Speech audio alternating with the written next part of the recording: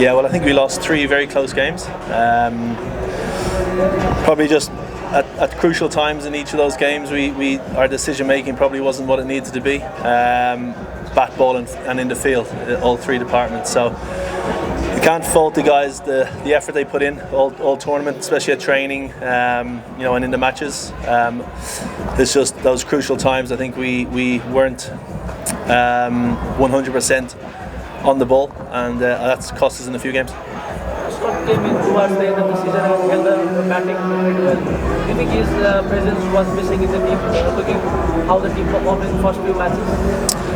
Well, I think in general the batting team, we probably struggled to adapt to the conditions we were presented with in the first 3 or 4 games. I think the wickets were, they started off a bit tricky, but then in the middle of the tournament they got really pretty flat. I think we struggled to adapt, or we didn't adapt quick enough. And obviously bringing someone like Scott in, who's played here a lot for Holland, plays spin exceptionally well. It was great to have him into the team for the last 3 matches. Captain missed the pre-season, the training sessions you had earlier this season, and he went wicketless for first few matches.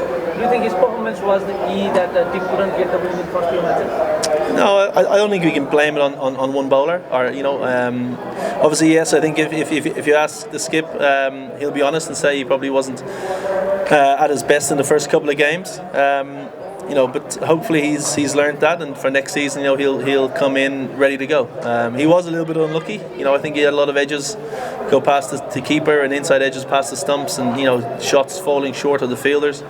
And sometimes when you're in that position as a team or as an individual, the luck doesn't go your way.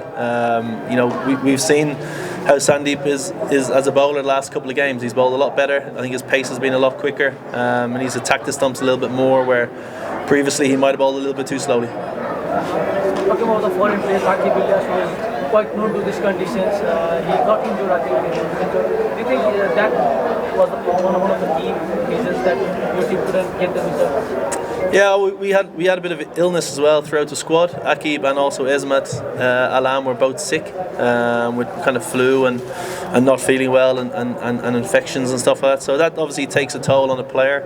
But of course, it's these tournaments, they're thick and fast, the games. So as an individual, you've got to come into it in form.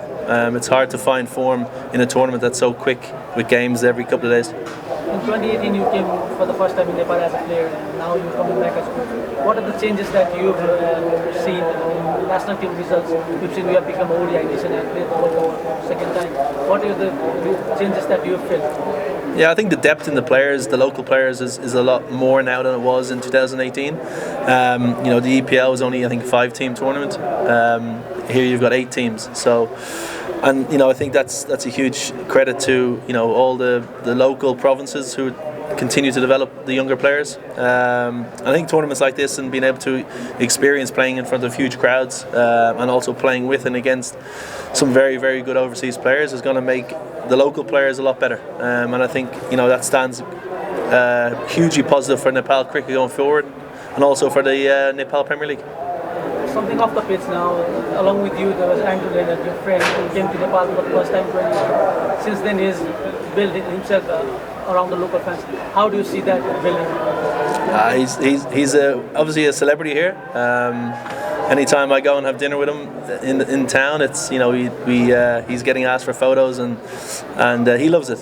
He's been very good to Nepal cricket. I think over those 6 years, he absolutely loves coming back here to Kathmandu, and he loves travelling around the country. So I think the Nepalese people have warmed to him. He's warmed to the country, and he's warmed to the Nepalese people and Nepalese cricket. So it's great that the country can have someone like him who's so positive towards the cricket here in Nepal.